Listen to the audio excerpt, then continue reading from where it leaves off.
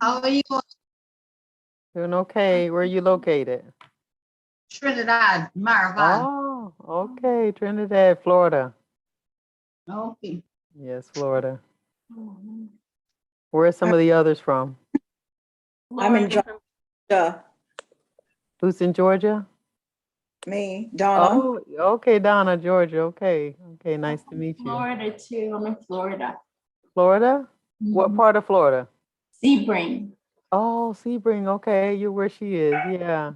I'm Mhm. Port St. Lucie. I'm Oh. on the opposite side of Florida. Oh, okay. Yeah. Yeah, the opposite side. Yes. And where are you from, my sister Bohannon? I'm from Pennsylvania, Oh, Pennsylvania. just Okay. north of Pittsburgh. Oh, Okay. okay. Very nice. Very nice. Good afternoon, everyone. Hello, Claire. How are you? Trinidad and Tobago. Yeah. Nice to see you. Nice meeting you too. Yeah. How you doing, Claire? I'm fine. Good, good. It's good to see you, as always. You too and all the lovely ladies. Yes, yes. How do you say your name? Sasika? Saskia. I'm from Say it. Germany. Oh, beautiful. Say your name one more time. Saskia. Zatska. Oh boy, I said that pretty good too. Whew. Hi, good afternoon, everybody. I'm Hello, Lisa. hello. Hi, Lisa. How are you? Hi. Trinidad. Okay, Trinidad as well. Nice. Very nice. Very nice. It's nice to see everyone all over the world. Isn't that something what the Zoom does? Uh-huh. You don't need a passport. You don't even need to pack your bag. Just show up. I'll No tell you. shoes. Nope, don't have to pack nothing. Just turn on the camera. Who thought we'd be doing something like this, you know? Mm. Yeah. Stay in the comforts of your home. All right, well,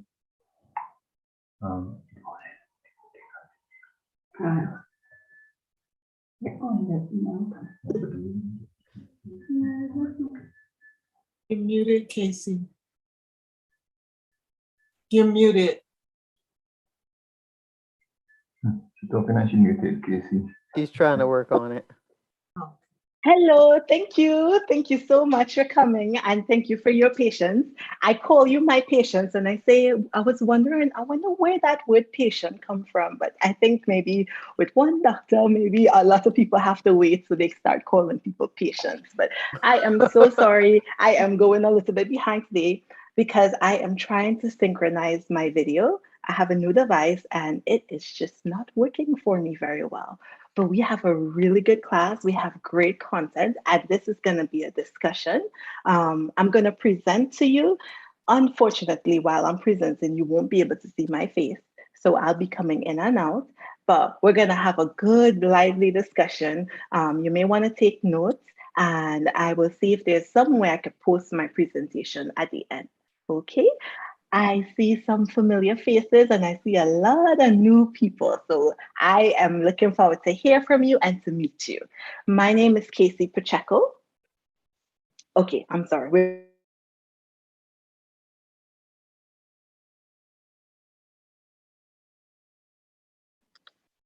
Okay, welcome to The Spark is Love. We used to call these sessions Health is Your Wealth, but now we're going to talk about, let's talk about it, because I want to hear what you have to say. This is also going to be live stream on YouTube. So just for the new ones, if you don't want your face on the internet floating around, you might want to just take your camera off. My name is Casey Pacheco, and I am a registered nurse, and I am doing this because I am not here. My intention is not here to tell you what to do, putting a disclaimer out there. This is not therapy. This is not meant to replace therapy in any way, but this is here to create self-awareness. Mental health is something that we really need to talk about. And a lot of people right now, they're suffering, and they don't know what to do. So we're going to open up this conversation. If you have been to my previous classes, you would know that our discussions are focused on preventative health and it is geared towards you, the person. So it's not here to tell you what to do, but it's here to help you to navigate or take control, or what we call empower you to take your health into your own hands so that you can come up with really good outcomes for yourself, and you can work along with your professional providers in a way that you know what you're doing, and they know, they have some confidence that you can handle your care. So with all of that being said, let us start talking about mental health. Now, I'm going to tell you, I have mental health. You say, well, why are you talking about mental health, Casey? You have mental health.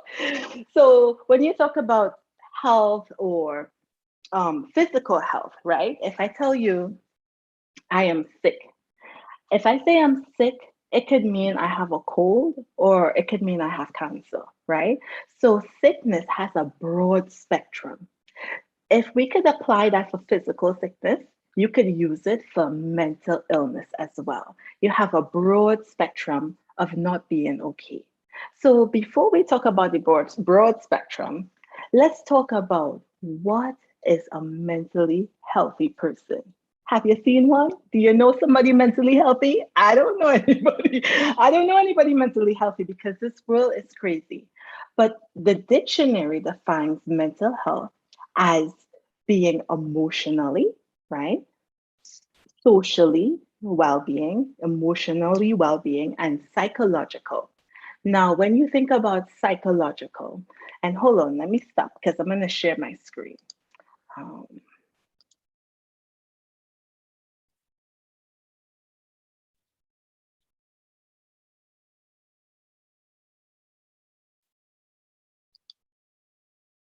okay.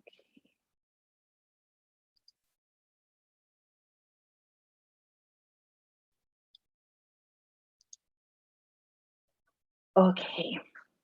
So when you talk about somebody who is mentally healthy, are you able to see me? Okay. When you talk about somebody, oh, sorry. I'm sorry, guys.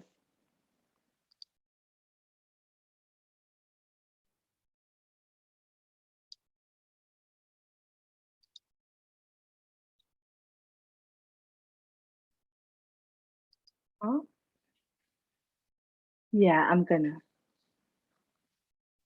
Yeah. Okay, could you see me now? I'm gonna stop. Okay, let me stop share.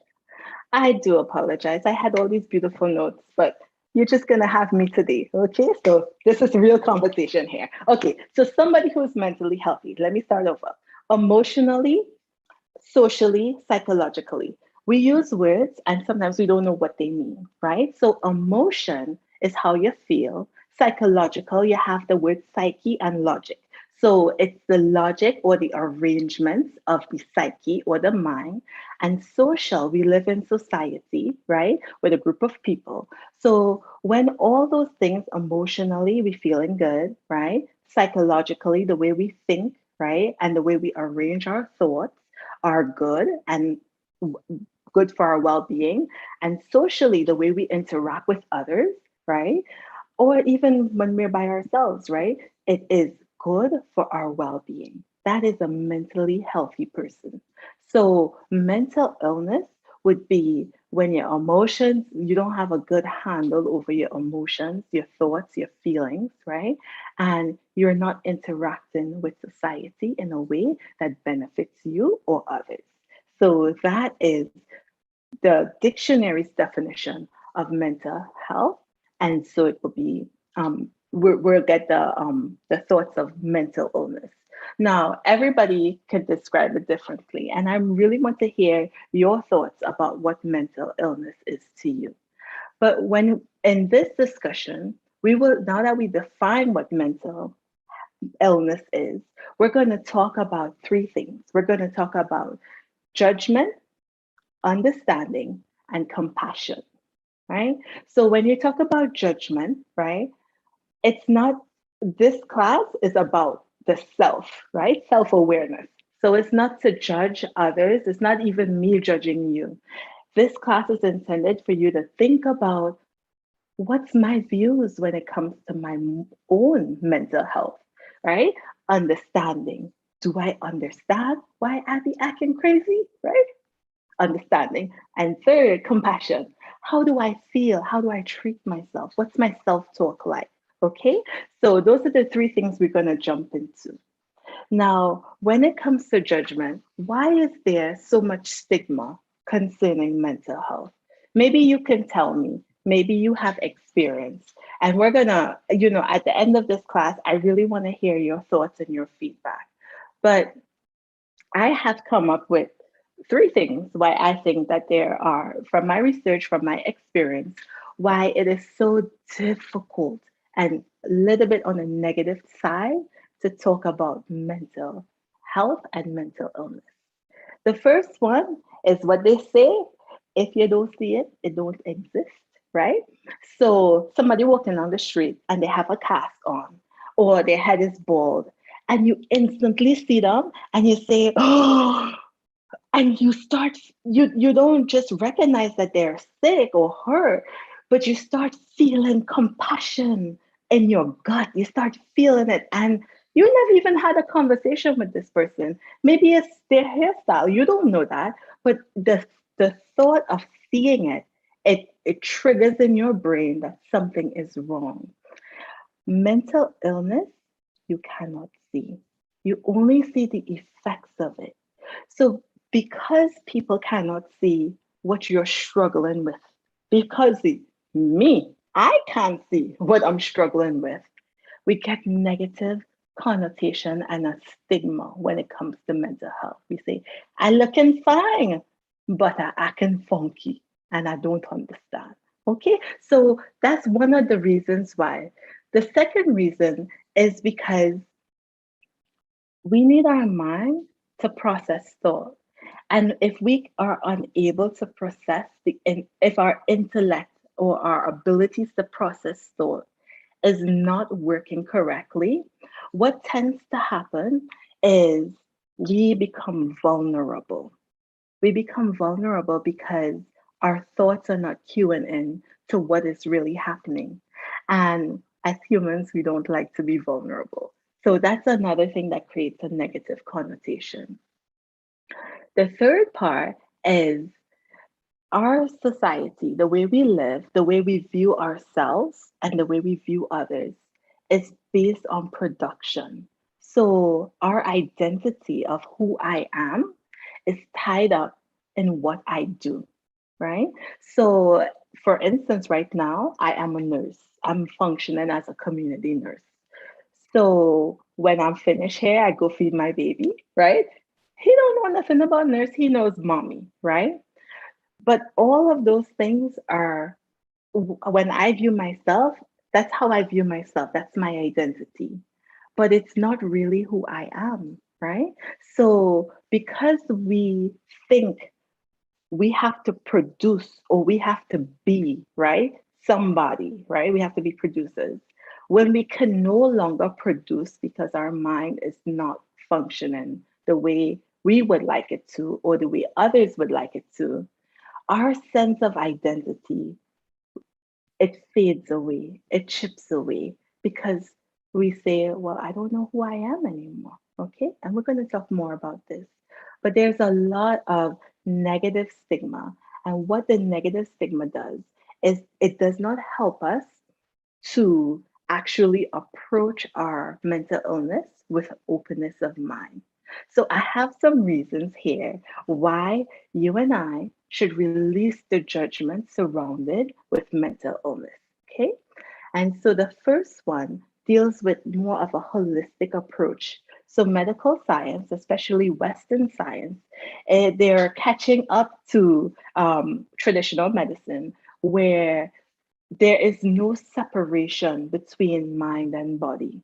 So I'll give you an example. If you go to the hospital, right, and you say, oh man, I think I need to see a specialist. Maybe I need to see a gastroenterologist. My stomach is, I've been throwing up, I haven't been handling things right? Immediately we go into let's control what's going on physically with you. Few people dig into and delve into what is happening in your mind, what is happening in your environment, right? So there is a connection. There's a lot of scientific research to show there is a connection between your mind and your body, and it cannot be separated. So if where your mind goes, your body follows. If your mind cannot go because it just is not well, your body will have a hard time knowing what to do. And we'll talk more about this. We're going to see a psychologist and his thoughts. But the second one, you ever hear somebody say, I got to go find myself. I'm just so stressed out and I am lost. Don't know if you heard it. I will be honest. I said that to my husband and I went driving to find myself. And you know where I found myself? In the mirror, right in the mirror, looking at myself. Because we are not lost. We are positioned, we are not lost. But there's something that happens, and I will give an analogy because I like to break things down. If you see something with your eyes, right? We think because our eye sees it, that's how we see. But in reality, our eyes don't really see, our brain sees.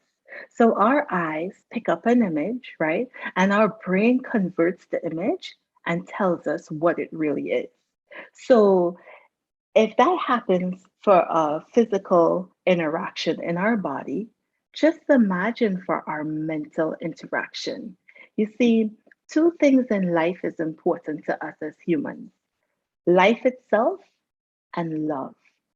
But if we aren't able to process life and love in our brain, we're going to have to go looking for it. Even it might be right in front of us, right?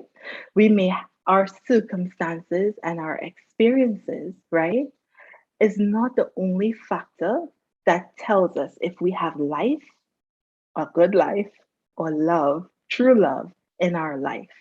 Because our perception of what we have may be skewed depending on if our brain is healthy or not, if our mind is healthy or not. So that is another reason why you might want to be interested in releasing the negativity surrounding mental health. The third reason is in our mind, right? If we are unable to control ourselves, if we are unable to filter our thoughts and control our actions and our reactions, unfortunately, we're going to need external stimulus to control us. So that might mean another person have to control us, or chemical or medicine to control us. So that is something I really like to encourage all of my patients to think about. You could put pillows in your garden outside so you don't have to ever get stuck on your foot. Or you could put shoes on and walk, right? So it's better to put the shoes on than to pillow all the surfaces, right? So for you to be able to handle life, right? And all the things that life throw at us, you're going to need to be able to have a good grasp or control of the mind. And the last one, but I like to say, in releasing negative thoughts surrounding mental health. I don't know if you like reggae. We have a lot of Caribbean people, but I like Bob Marley. And he says it really good. He said, free yourself from mental slavery. None but ourselves can free our minds, right? So freeing yourself from mental slavery, right? This thought is so deep. Bear with me, bear with me. I've been thinking about this. This thought is so deep that only ourselves, only we could free our minds, right? It's so deep that I don't know if you are a believer or a reader. We have some people from Highlands County that I haven't met, but even Jesus say to human beings that we need to repent. And what's repentance? You have to change your mind. So if we're not willing to change our mind, right, it's sort of impossible to repent, right? So even when you think about the mind, right? It is so powerful because of free will, right? That we need to release negative thoughts when it comes to our mental health so we could pay some attention to it. So now you're saying, but Casey, that's not easy. Half of us don't even know why we messed up, right? And I search high and low, looking to understand what's really going on. Is it really a chemical imbalance that everybody has? More and more people, as this pandemic pushes on, so many deaths, so many people are not able to handle and manage their mental health. Why? Where is this all stemming from? So I searched high and low and I found a doctor. And this doctor is from Canada and he is actually a childhood trauma and addictions specialist. And his name is Dr. Gabor Mate. And he has a very fascinating view on where not just mental illness, but where all illness stems from. It is fascinating. And he has the courage to say what some of my peers would not tell you as a patient. And so you may agree with him or you may not. But I am going to play a clip and see if you think what he says makes sense. He's going to broach on some subjects that and make some connections that we just don't like to. So I'm gonna ask my tech support if you could play the first clip for me, please. But I'm telling you, all of you who went to these specialists were there because of childhood trauma. Now, there are diseases that you can't put into that category. There are genetic diseases. If you have the gene, you'll have the disease. It's nothing to do with life or stress. It's just, although that can affect the course of it, but whether you get it or not is simply genetic. Those diseases are extraordinarily rare. Most diseases have little or nothing to do with genetic factors. It's what happens inside you as a result of what happens to you. There's one major source of illness, and I'm talking about any kind of illness, whether that's so-called mental illness or physical illness, and that's childhood trauma. And this is true whether I'm talking about anxiety, depression, ADHD, addiction, or if I'm talking about multiple sclerosis, cancer, rheumatoid arthritis, fibromyalgia, and as I said, malignancy as well. Now that seems like a very bold statement, but I'll be concentrating on the physical side of it. When I say physical side, I'm talking about the illnesses that are not considered to be mental illnesses. And it's quite okay, I wish you would argue with me, both in your mind and also verbally. That's the way we get through to the heart of things. I'll be saying to you that just about everything, not everything, but just about everything that we call illness is rooted in compensations and adaptations that have to do with childhood trauma. The adaptations that children are forced to resort to in response to early stress help them endure that early duress and difficulty, but those same adaptations become a source of pathology later on and even threaten longevity. In order to understand the basis of that, we have to consider how we look at human beings, and how we look at disease. Now, Western medicine looks at disease from a particular perspective. And you have to understand something about medicine. It's science, all right, but it's also ideology. And there's a difference between science and ideology. There's a lot of science in it, and it's great science. But there's also ideology. And ideology is a point of view. It's the Germans say, it's a Weltanschauung. It's a worldview that you're not conscious of. That you have hidden beliefs that you don't question. And people that question the hidden beliefs are seen as outliers or mavericks. And that's an ideology. And that exists in all realms. So there's always ideological biases hidden in any system. And the logic of the system operates within those biases. Now, what are the biases of Western medicine? Well, the biases of Western medicine are, number one, that diseases have either physical causes in a sense of genes or external forces like bacteria or viruses or toxins, or we don't know what the causes are. So the causes are either physical or the disease is what we call idiopathic. We don't know what the source of it is. The second bias is that diseases happen to organs. So you have heart disease and you have lung disease and you have disease of the connective tissue or the liver or whatever. And then there's specialties designated to study in depth the diseases of these organs. So we separate the organ from the whole person. And then we separate the person from the environment, so that the social environment, we might acknowledge the role of the physical environment, but we certainly not acknowledge the role of the social environment.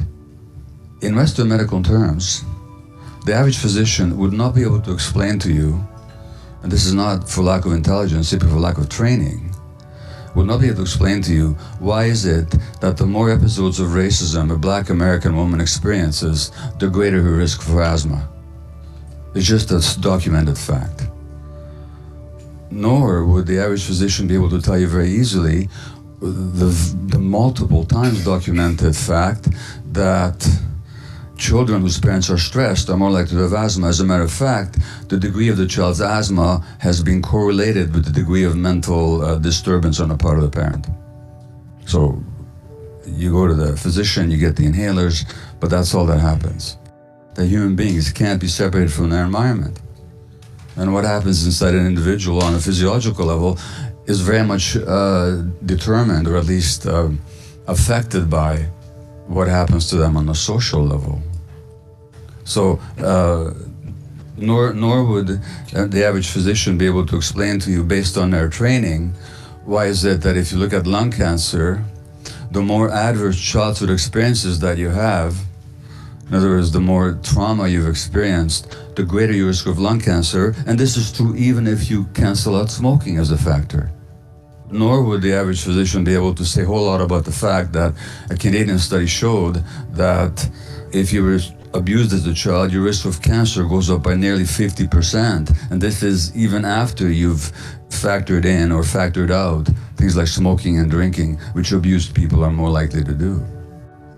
At the same time, human beings have always known, we've always known that things can't be separated. So there's always been this tussle, you might say, between a unitary, holistic view of human beings and existence in general, and the dualistic view that separates things. So the Buddha said 2,500 years ago, he said, look at a leaf or a raindrop. He says, and meditate. He says, meditate on all the conditions that are necessary for the existence of that leaf or a raindrop. You look at a leaf, it contains the sun, the light, the photosynthesis. It contains the earth in the form of minerals, and it contains the sky in form of the water. So the leaf literally contains earth, sun, and sky. He says, the birth of any phenomenon, he says, is dependent on the birth of other phenomena. He says, without the many, there cannot be the one. Without the one, there cannot be the many. And that was the Buddha 2,500 years ago. And wonderful writer, Susan Griffin, in her really transcendent book, The Course of Stones, wrote that the story of one life cannot be told separately from the story of other lives. Who are we? The question is not simple. What we call the self is part of a larger matrix of relationships and society. All the lives that surround us are in us. There's a significant difference between an experience between a family physician and a specialist, in that the specialist certainly does know, and blessedly so, a lot about a certain organ and a certain system, but they don't know the patient. And by the time they see the patient's already sick, and usually they already have a diagnosis. At least we know what area the disease is. As the family physician, you get to see people before they get sick. So you know what their personalities are like for years before they get sick. And also you get to see them in the context of their families, including their multi-generational family of origin.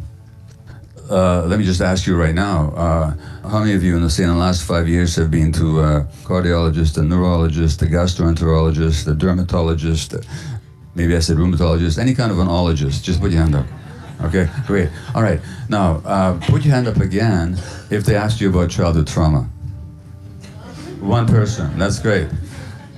If they asked you about stresses in your relationship with your spouse, about job stress, like a 5 to 10%, and that's really good if they ask you about it. And I wonder how long they took the discussion, but it doesn't even occur to them. But I'm telling you, all of you who went to these specialists were there because of childhood trauma. Virtually all of you. Now, there are diseases that you can't put into that category. There are genetic diseases. If you have the gene, you'll have the disease. It's nothing to do with life or stress. It's just, although that can affect the course of it, but whether you get it or not is simply genetic. Those diseases are extraordinarily rare. Like 1 in 10,000 of the population will have a disease like that. Most diseases have little or nothing to do with genetic factors. So these are then the patterns that I noticed in my clients. And by the way, when I said childhood trauma, probably some of you are at least internally shaking your heads because you're looking at your life, and I never had any trauma. Because it all depends on how you use the word trauma. And trauma, for me, and that's a whole other lecture, but trauma is not what happens to you. It's what happens inside you as a result of what happens to you. And things can happen inside you for which you don't need very dramatic events. But trauma essentially is a restriction of your capacity. It's a limitation. It's a constriction in the body. It's a constriction in your mental capacity to respond in the present moment from your authentic self. Essentially, trauma is a restriction of your authentic self in the present moment. That's what trauma is.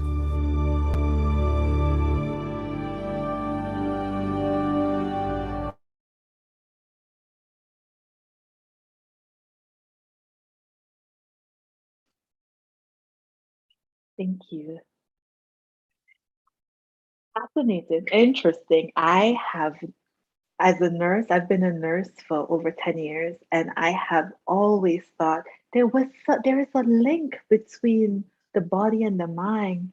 And when he said it, when he talked about trauma not being something that happened to you, but what happens within you, that really resonated because it's easy to say, I've never been through anything, or not that we remember.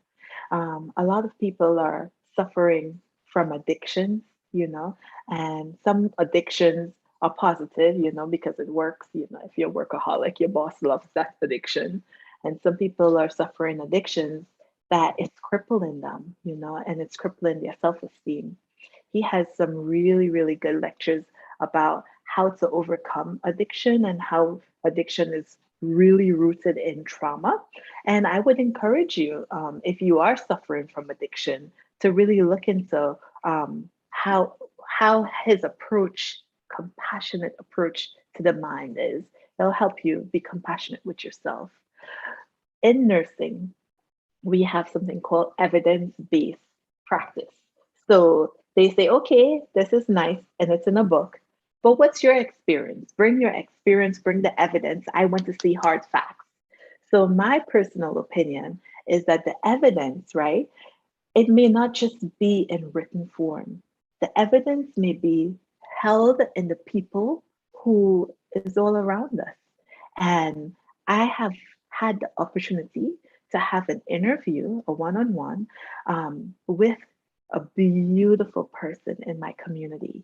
And I call her Percy because she's my Percy. And I have this interview and there is no video. Her video is off for privacy issues.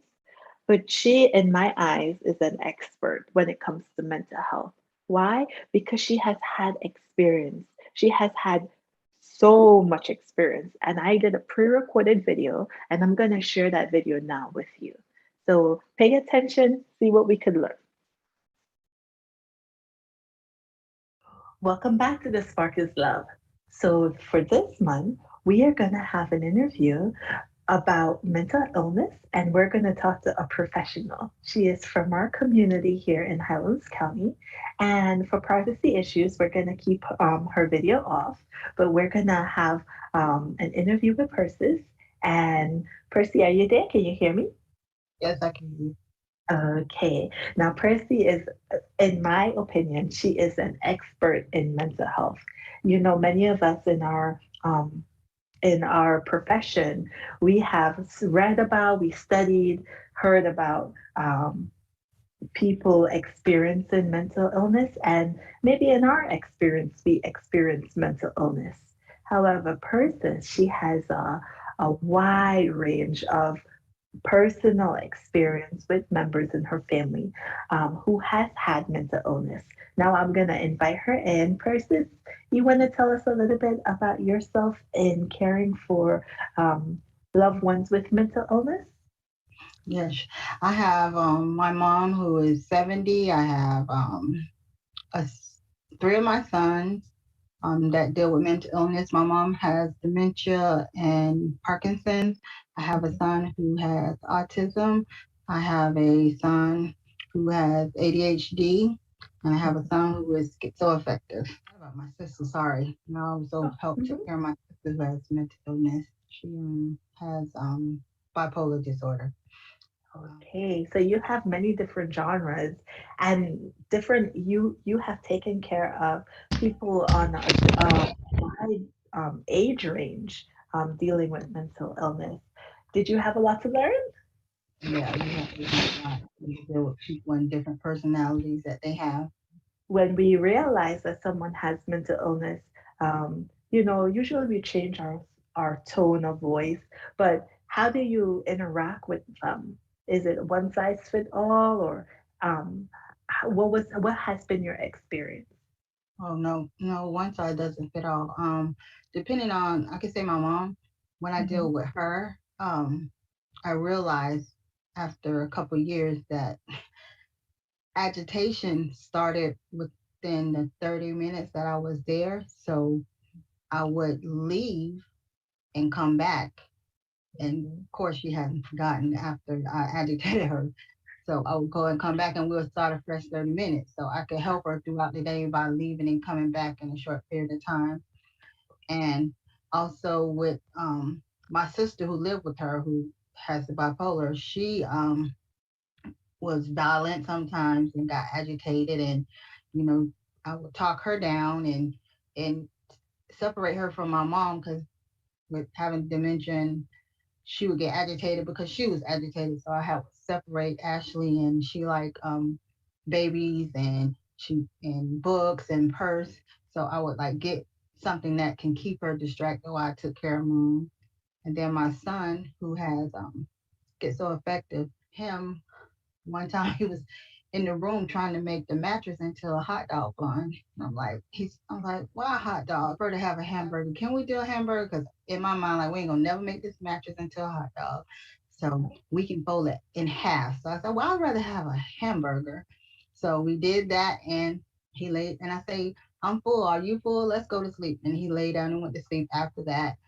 And then the one that has autism, his thing is that noises, a vacuum, you know, and high pitch. So I had to learn how to, you know, his triggers of things that would make him go off. Noises. So you had to avoid them. Make sure he wasn't home. If I wanted to vacuum, I would vacuum when he wasn't there, or have the bigger boys to take him outside so I can vacuum.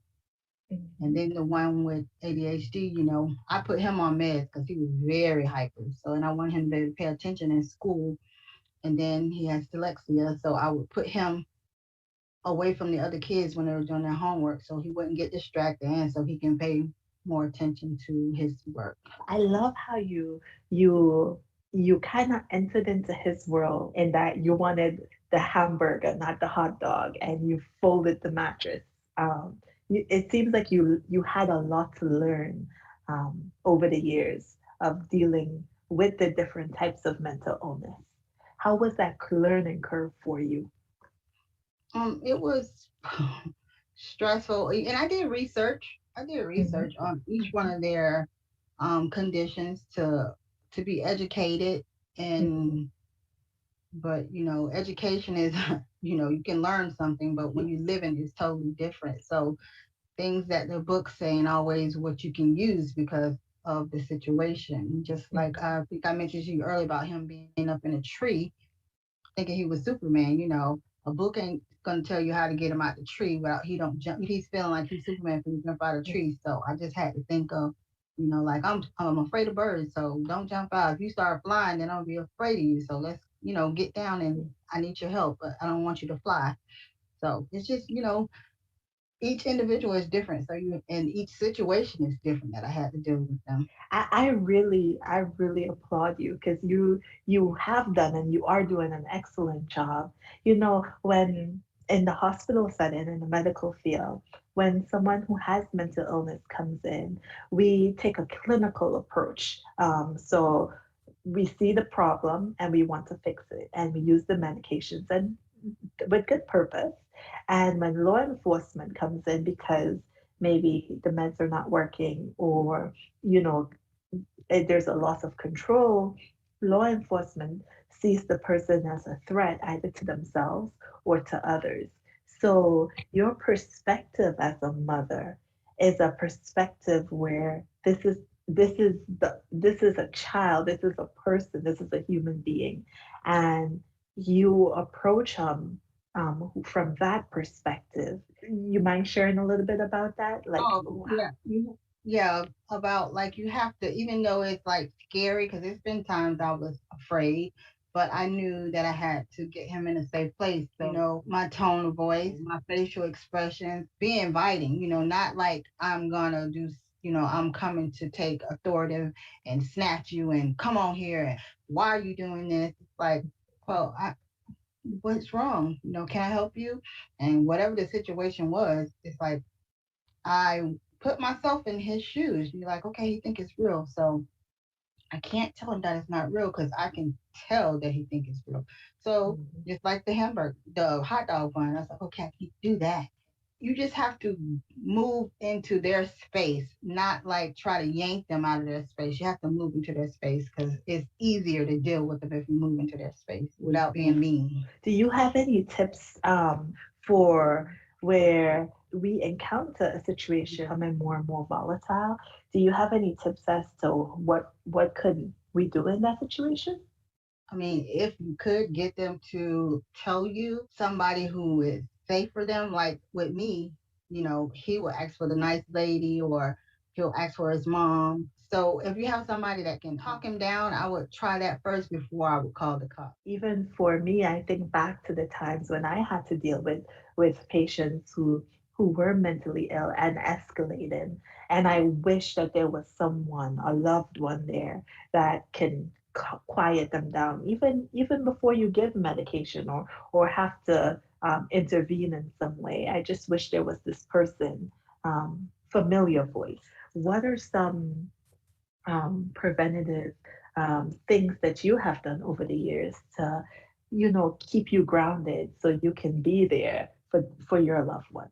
Preventative for me is like to have an outlet. I can just go cry and pray and come back to it and breathe and walk, just take myself after I deal with it. I have to release all of that and then come back to help. Yes, yes.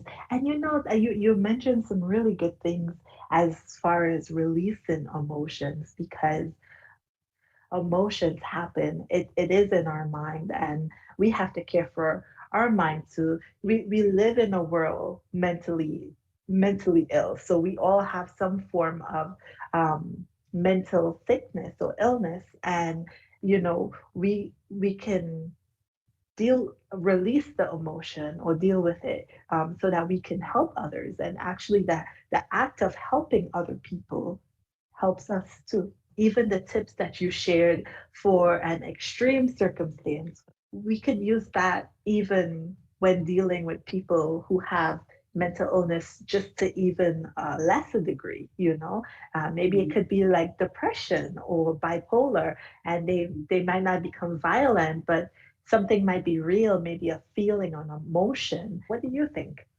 Yeah, that's beneficial because any mental illness is just kindness and love. Even though they might need medication, but the best medication is kindness and love and compassion. Mhm, mhm. I really admire you, Percy, and I think you are a champion. And you have done your research, you have done your experiments. I might even say you are a scientist in mental health. So many people think of scientists and they think these experiments are carried out in the lab, but I think moms are like one of the best scientists ever because you you want to see your children not just survive but to thrive, and you have to keep figuring it out until it works. Did you have any other tips you wanted to share or give out? Don't give up. I mean, it's hard. It's and can get frustrating sometimes, but you know, they're worth it. Like I have a son, the one that has autism. They said he wasn't gonna be able to graduate. He graduated high school.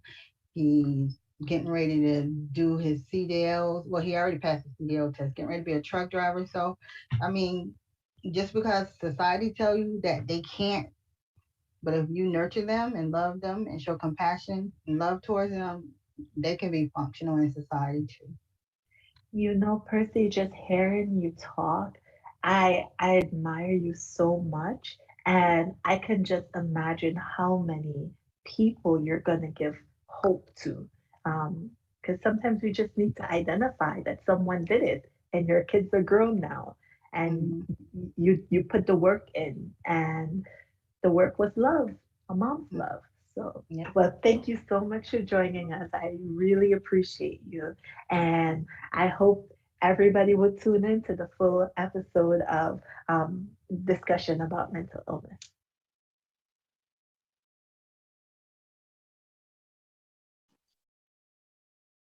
I hope you guys enjoyed it as much as I did. I learned so much from her. I am learning so much from her. And it really puts us into the last part of our discussion today in compassion. How can we show compassion to ourselves, especially going through a pandemic? And how can we show compassion towards others? I have 7 tips here. The first one is being authentic, be real, have real conversation. Not everybody could handle a real conversation, but having a better quality of conversation with maybe 1 or 2 people is better than having a lot of quantity, superficial conversations. Um, uh, a researcher, social researcher, she said that most people are lonely or isolated not because they don't have people around, but they are not able to have authentic conversations because you have to be vulnerable and it may lead to shame. So it's easy to have a superficial conversation, but taking time to talk real and to talk about what's going on with you is very helpful. It's one way you can be compassionate towards yourself. Another way is allowing your emotions to give you information. Emotions, they're not facts, they just give you information. So it may be a negative information, or it could be negative or positive. But if you don't suppress it, if you allow it to talk to you, what is your emotions telling you, right? And then you could sit and you can process it, but try not to judge it. Try to just learn from your emotions. Another thing is exercise, get moving, right? So exercise is interesting because it connects our mind and our body together. So sometimes people, if they're like they to release negative emotion, they get to doing like some cardio. So exercise is very important. Of course, eating healthy, making sure you're eating your nutrients, you're getting your nutrients because your nutrients give your brain power to work. And we'll talk a little bit more about this, but sleep is very, very essential. Making sure you give your body the enough sleep, sufficient sleep, and last but not least, before I go into self-help, there is happiness, like Percy mentioned in the interview. There's a lot of happiness in giving, more happiness in giving than receiving. But just be careful that your more happiness doesn't become your only happiness. Because when you're dealing with mental health and mental illness, it's easy to use giving as an escape. So you want to make sure you're giving from your overflow and not from lack. And then last but not least is, there's the way you use your time.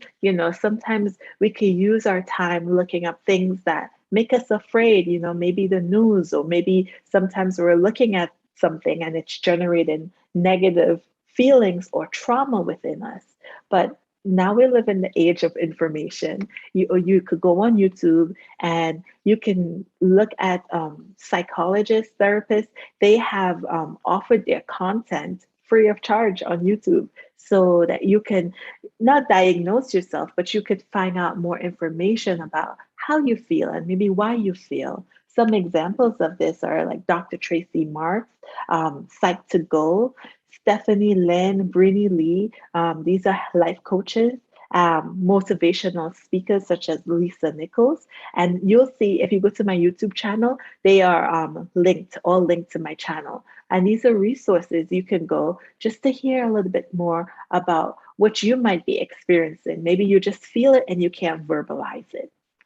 About eating nutritiously, I have a video. It's a very short video, and it is my sisters, and they are making pineapple chow. So we call it Island Girl Pineapple Chow. Now, pay attention to this video because you're gonna see what I'm talking about. When we're done, we'll talk about it. I'll have the video show now.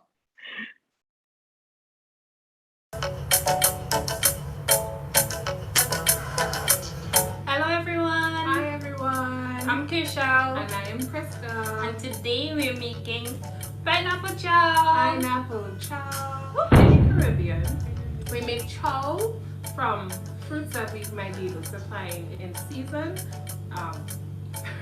Sorry, in season. Whatever is available in season. So fruits such as mangoes, Plums, cherries, cucumbers, sometimes we use apples, anything even local like pomerancs. or cherries. Pomeranc is also a family to the apple for those who may not be Caribbean. And also pawpaw. Pawpaw. Yes, Pawpaw chow. I never hear about that. yes, pawpaw. We use pawpaw. Don't use pawpaw. And for this chow, you will need pineapples. 1 medium pineapple cut into bite-sized pieces. Don't worry, we will show you how to choose your pineapple. If you decide to use canned pineapples, ensure that there are no added sweeteners or syrups. Another ingredient is cilantro, or as we call it in Trinidad and Tobago, shadow benny or bandania. If you can't source cilantro, cilantro will work, but just remember, it is not as pungent. You would also need 1 tablespoon roughly chopped hot peppers. Peppers is a must in the Caribbean, but you can omit it if you wish. Today we're using bird pepper, but cayenne pepper and paprika works as well. If you're using powdered form, a half a tablespoon will suffice instead of an entire tablespoon. You will also need 1 tablespoon of salt, or less if you don't cook with salt, and half a tablespoon of black pepper. Most persons will stop here, but for the ultimate chow, I've added these ingredients. 2 cloves of garlic, grated or finely chopped. 1 to 2 teaspoons of garlic powder, can substitute for garlic as well. 1 tablespoon of finely chopped broadleaf thyme. They call it Spanish thyme, Cuban oregano. I'm not sure what they call it in your area, but I don't recommend using the dried thyme. If you don't have the fresh one, you can omit it. Your chow will still taste good. 1 or 2 teaspoons of apple cider vinegar. I like it a little tangy. But if you don't like the tang, you can omit this as well. Now, do remember, we always use fresh ingredients taken from our herb garden, but you can feel free to use whatever is available to you. How to choose your pineapple? For us to know whether or not our pineapple is ripe, what we would need to do is to gently tug at the top of the pineapple, and if it comes out, there we go. But if your pineapple is not ready for consumption, you would tug and tug, but it would not come out. And that means the pineapple is green and not ready for pineapple chop. But this is how I really like to peel a pineapple.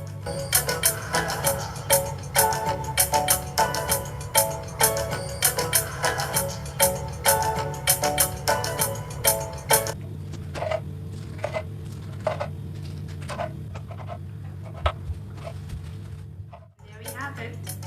Our pineapples are cut and ready to go. After the cropping, we have our pineapple and our seasonings. Now it's time to combine the ingredients into one big bowl, and we combine it thoroughly.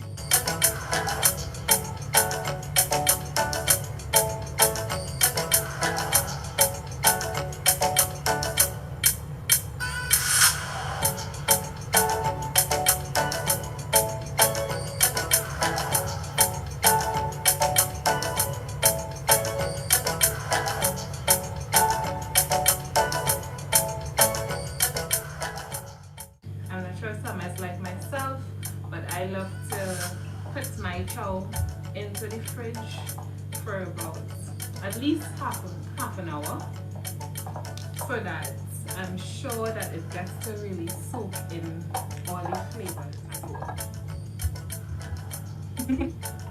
Now this is my favorite part. This.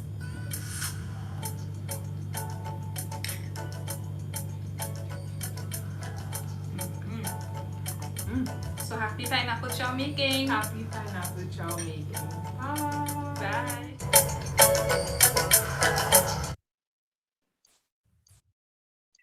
That's how they really act. They were themselves. And you know what? That video, I think, pineapple has so many good nutritional benefits, and I could stand and I can tell you about all the good nutrients in pineapple. But honestly, that video really summed up well why it's so important to address mental health, because we're in a pandemic and we can have real conversations. You can do things, you can cook with your family members, right? One of my girlfriends showed me how to make bread over Zoom, right? So that social interaction is really, really important. And, just being able to have a real conversation is really good. It's really healthy for your mental health. So I hope you enjoyed that. I hope you enjoyed our class today. We talked about judgment, right? And releasing negative judgment and stigma when it comes to mental health. We talked about understanding and the role that trauma, especially childhood trauma, plays into mental illness and even physical illness. And then we talked about compassion and things that we can do practically to help ourselves. Now, all of this can be done in conjunction with professional help. Some people say, I've done all of this and I need some help, so this is not saying not to use medications or anything like that. Medications is good, it has a purpose, but these are practical things you can do to help yourself right now. So I hope that you benefited from some things. I hope that it just made you aware, and I sparked just conversation about mental health, because it is well needed. Now, for those who have tuned in on YouTube and for those who just joined in, I am going to thank you so much for coming, and I will stop the live stream at this time and then open up the floor for questions, answers, comments pertaining to mental health. Okay, so we're gonna stop the live stream now. Okay, so you can feel